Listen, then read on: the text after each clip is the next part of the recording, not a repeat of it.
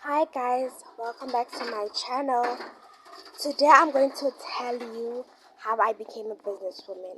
So guys, if you haven't subscribed, please do so. Also follow me on Facebook. I'm Garaba Rich Mom on Facebook.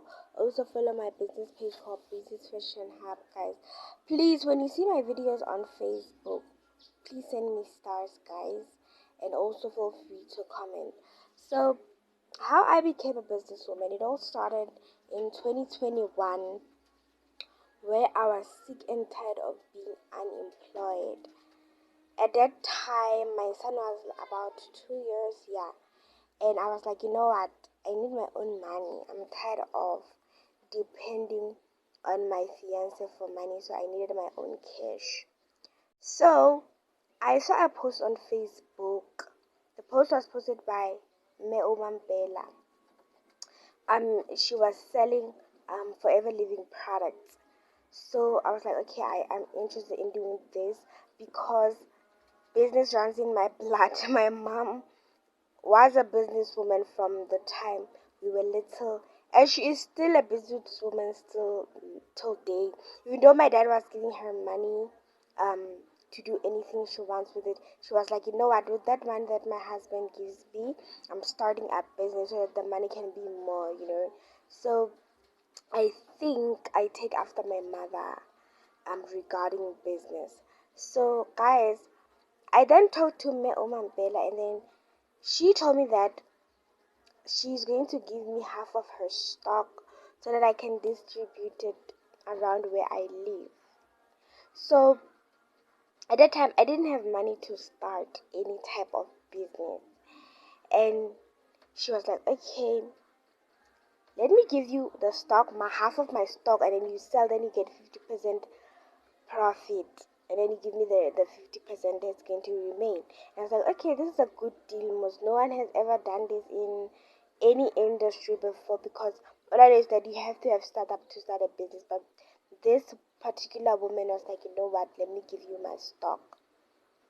So then I sold her stock, but because the product was so expensive, the people in my area were so reluctant in buying them. They were complaining about the pricing, so it was so difficult for me to sell the products. Some were taking the products by, what can I say, with a debt. Yeah, they were like, I'll pay you later. You can, with credit. Yeah, they were buying with credit. They were like, I'll pay you later, give me now, I'll pay you later.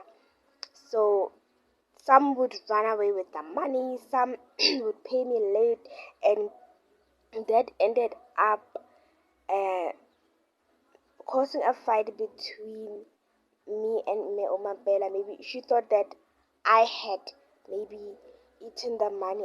I had used the money actually. I spent the money of the stock, and then I didn't want to give her her share. So I then explained to her that what happened, and then later on, um, there was stock that was left that I couldn't sell because people didn't want to buy that. I returned the stock to her. Then I was like, you know what? I'm tired of this business, because in that business, for you to grow, you had to recruit people. People had to join and sell. Also, you had to buy stock and sell, and you would earn points, or they call it case credits if I remember properly, where um if someone buys stock of a certain amount, there's a percentage that you get from there. And if they join, and if those people join under you, and there's people under them as well, you also get up the ladder and become maybe a manager, so on and so forth. Then you earn more money. They were There were times where you could get a salary when you're a manager every maybe on the 25th or on the 7th of a certain month. You would get a salary plus the profits of the products that you sell, and the team profit, I think, was something like that, team building profit. So I was like, oh, this is difficult for me. Recruiting is not easy for me. So I was like, okay, I need to do something else. So I then sat for like 2 years without doing anything. I didn't sell, I didn't do anything. Not 2 years, 2 to 3 months without doing anything. Then I started looking for employment again. I was unlucky again. So I was like, okay, I need to do something again, productive. So then I joined a business called Table Charm. My sponsor was Me Kifile Musweu, and she didn't sponsor me. She didn't sponsor me. She didn't give me stock um, for me to start my business and so forth. I had to buy stock first. Stock from, I think it was from 1,000 rands. Yeah, from 1,000 rands, and then you you can get your profit. So I started um borrowing money from my fiance. I started borrowing money from my fiance so that I can um stock and sell. You know, so I then stocked. The products were not expensive; they were reasonably priced. People loved them, but also in that business, for you to grow, you have to recruit so you can go up in positions. And the disadvantage of that business was that if you don't recruit and you only depend on your profits, the profits you make are very little, guys. I must be honest that the profits were very little. But if you have people under you and you become a manager and so forth and so on, then you get a salary too, plus the profits you make from the product. So it's like this is the same thing as the forever living business most. So I ended up leaving it. I was like, I can't do this anymore. I ended up leaving it. And then I was like, what am I gonna do now? I love business, but I cannot um join a business that I have to recruit in. I need something that's gonna make me money without me having to recruit. I need to grow without recruiting anybody. So then I joined network marketing, where as you invest money and then it grows gradually in days, months, and weeks. So I joined the one called Tron Grace, and I was scammed there. So also there, I I found out that you had to recruit for you to earn more money. You had to recruit because you get bonuses when more people join and so forth. And I was like, oh girl, why are you always joining businesses whereas you have to recruit all the time? So after being scammed, I was like, you know what? I'm done. I'm done. I'm done with these things. I must do something that's gonna grow me. Um, so something that's gonna grow my brand. I'm not gonna grow anybody's brand. So my brother's like, you know what? I see you love business. So why don't you sell clothes? I was like, do you have a connection? Or do you know someone that can help me stock and so forth? So he then spoke to his friend called Sister there. I don't know her surname. She's a teacher and then she also sells clothes as a side hustle. So she knows everything, where to stock, how to price stuff and all that, how the delivery works. So I then spoke to her and then I started selling. And then she introduced me to her runner. Things didn't go well, guys. I borrowed money again from my fiance. I borrowed around about 2,000, I think, and then I stock for like 1,000 something, and then I had to pay the runner fee of 300 plus delivery of 250, I think. So I didn't know how to price my stuff at that point. So my my profit was so little, guys. I was making a loss more than I was making a profit, because from the 2,000 I borrowed from my fiance, maybe I would make profit of 500. Imagine that. So I was like, no, I can't do this anymore. I can't. I need something else. And the worst part, the runner was so rude. She sometimes would give me wrong orders. Like maybe I ordered a shoe of a certain design and color. She would give me the shoe that she wants, and when I tell her that the shoe you gave me is wrong, it's not the shoe that my clients asked for, she would shout at me and she would tell me that I'm ungrateful. She's not stocking for me alone. She's stocking for a lot of people. So I must just accept what I found. So in that way, the wrong orders were causing me so much loss because my clients were complaining and saying, we're not gonna buy those stuff because we didn't order those stuff. So I was like, okay, I'm no longer going on the route of working with a runner. Then I was like, you know what? I asked this Tembi, don't you know the shops that I can talk to the owners, specifically that have WhatsApp groups, because I don't want a runner anymore. So then she gave me um groups. Then I was able to talk to the the shop owners. But before I get there, I tried another runner. I thought that runner, the first runner was from Durban, so I was like, okay, let me try a closer runner from Joburg. Yo, Nkosiam, that runner also did nonsense. She gave me wrong orders.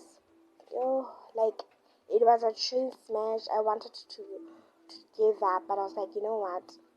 I'm doing this for myself. I'm doing this for my son. I need to be independent. I want to also help my fiance financially. Not that he needs finance support, but as a woman, sometimes you want to make your own money. So yeah, guys, I was like, okay, now I'm speaking to the owners directly. I don't want a runner, so I spoke to the owners directly, and then things started to go smoothly, guys. We ran smoothly, but the problem were the customers now. The customers would order with so much oomph. Then I would tell them, guys, you need to give me 50% um of your money, so that 50% deposit, so that I can process your order. Because if you don't give me 50%, I'm not sure if I order with my own money, that when the orders come, you will buy them. So they were like, no, we're gonna buy, gonna buy. So because I was so desperate to make money, I started stocking. When I done stocking with my money, I took the orders to the people who ordered. They were like, we didn't expect this type of quality. We didn't know they looked like this in person. Yo, there were a lot of hiccups in my business, to the point where I was like, I'm taking a break from my business I took a break for like 6 to 7 months without doing anything. Again, depending on my fiance, which was not easy. Not that my fiance is a problem or has a problem to take care of me, but I was raised to be independent, so I was thriving for independence. Because I've never seen my mom depending on my dad. Even though my dad gave her money, my mom would make sure the money that my dad gave her, she makes something of it. So I had that mindset of my mom. I had that mindset. So I took a break. I was like, I can't do this anymore. I'm taking a break because I was getting insane. I stayed with those handbags, shoes, clothes in my house. Didn't know what to do with them. I stayed with them for a long time, until some of them I gave them away to family.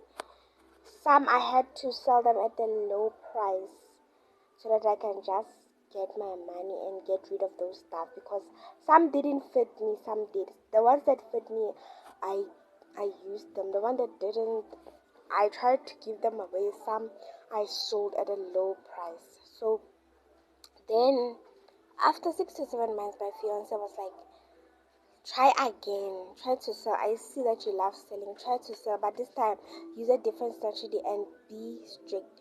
So I started saying, guys, if you are really serious in buying, you'd really need to give me 50% deposit. Without a 50% deposit, there's no order that's going to be processed. So a few people took out the 50% deposit, and I was able to stock with their money, and then on delivery they would give me the remaining balance. But if you were far from me, like where I needed to deliver to you, maybe you are in Cape Town or in another place, because I'm in Carltonville, um I would ask you to give me 100% of your money plus the delivery fee, because I cannot trust someone who is far from me, someone that I will not be able to see and give them their order. But the people that are near to me, I was like, okay, I can walk there or take the taxi there. But if you are far from me, I was like, give me 100% of the money and the delivery. So some were reluctant, some were like, okay, let's give it a try. And I was trustworthy, I delivered. So the moral of my story, guys, okay, I'm still selling even now, but things are not easy still. I have ups and downs in my business. So the moral of the story is that business is not easy. It's not an easy thing. It's not an easy way out for you to not be unemployed. It's the most difficult. It really is more difficult than looking for a job. I've seen that because you constantly have to be energized to show up for business. No matter how you are feeling, you have to show up. Even though you don't make sales for a few months, you still have to show up for people to take you seriously. So I just wanted to tell someone who feels like giving up on their business to not give up. Don't give up. Continue with your business. You never know, someday you might find a financial breakthrough on your business, guys. Thanks for watching, guys. Love you.